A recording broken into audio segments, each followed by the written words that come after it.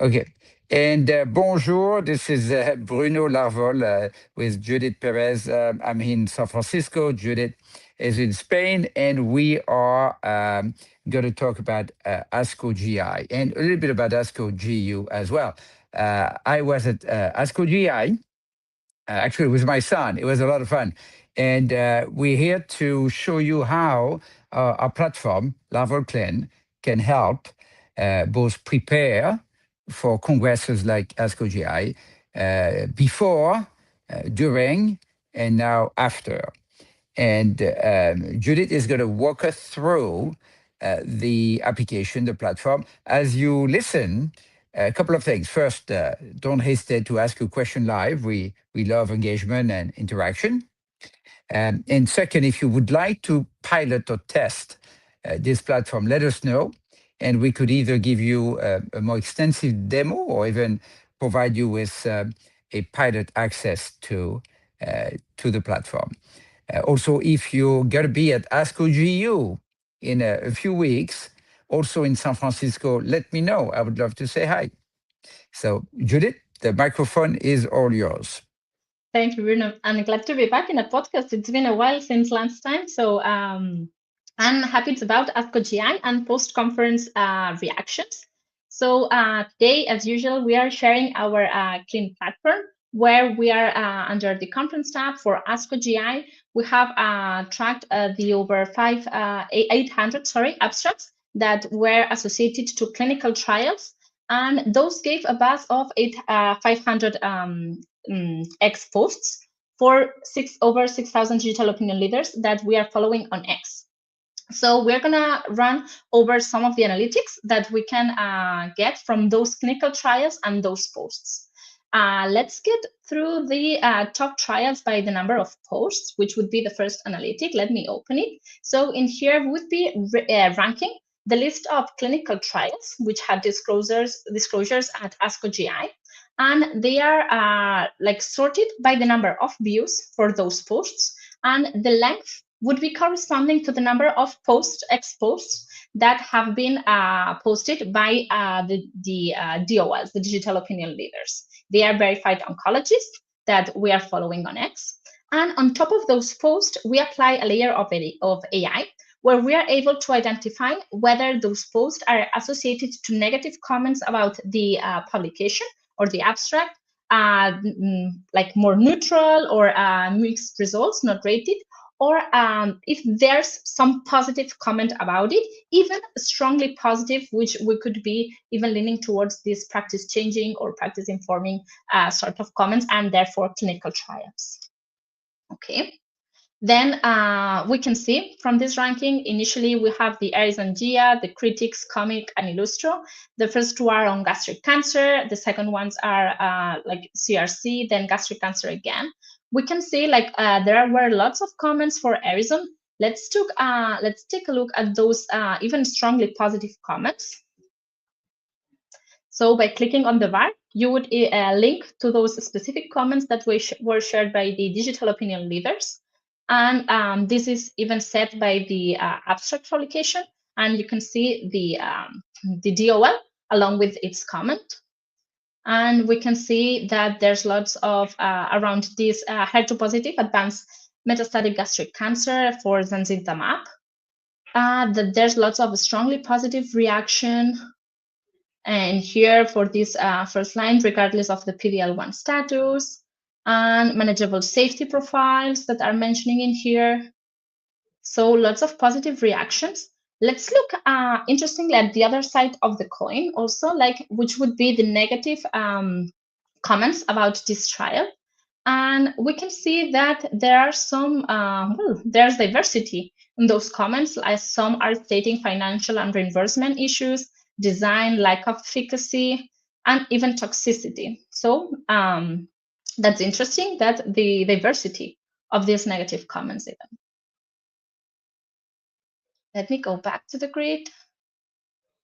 And it's interesting. Yes, Bruno. Judith, just a comment about this page. And this page is the most important of all our analytics because it summarizes the most impactful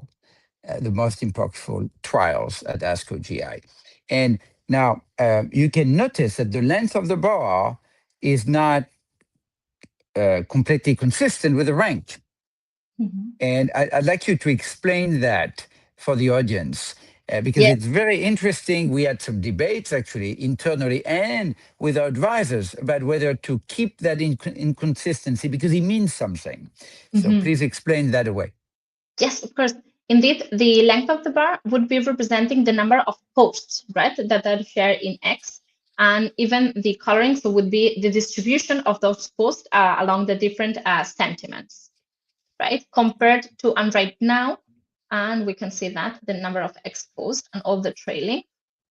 And right now, the sorting, it's based on the number of views of those posts, right? So that would be the difference between like the visual order of the length of the bars compared to the sorting.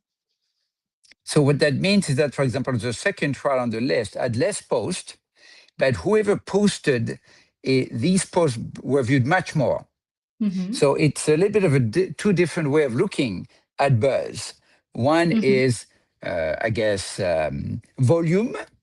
The other one is number of views and impact. Right. So we have two different measures of the oncologist buzz mixed into one analytic, and sometimes the difference between volume of post and the view of these posts can tell us something. Right? Okay, we can also see easily, by the way, on these, the two clearly negative trials that have a significant red portion of the posts. We can take a closer look to that commit trial on metastatic CRC for atezo or combo therapy. And they are, in contrast to the previous negative post, there's kind of like agreement between everyone that there's lack of efficacy for this particular trial, right? Okay. Then different analytics that you could also explore in the platform would be the top influence by the number of posts. In this case, would be ranking who is posting, and which would be, again, the views and the number of posts that they would be posting. In this case, I would say that like it's better aligned, at least at the very beginning, on the number of posts and views. And we have Dr. Richard, Nieves Martinez Lago, and Nicholas Hornstein on the first three positions. And we also can take a closer look to the comments that they are sharing by looking at the different profiles and getting the different disclosures and the comments associated to the disclosures and to which particular trial they are commenting about. Then going back, we can also take a closer look to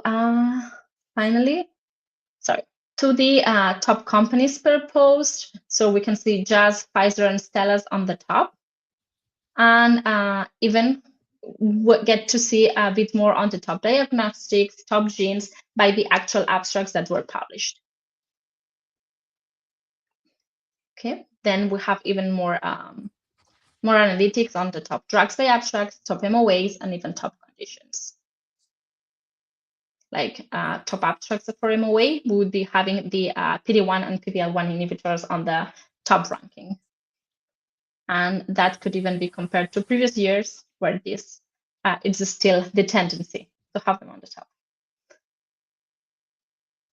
Then I would say thank you for listening in. If you're interested on the platform, as Bruno said, like please ping us. We would love to demo it or share some demo and see how we can partner together. Au revoir.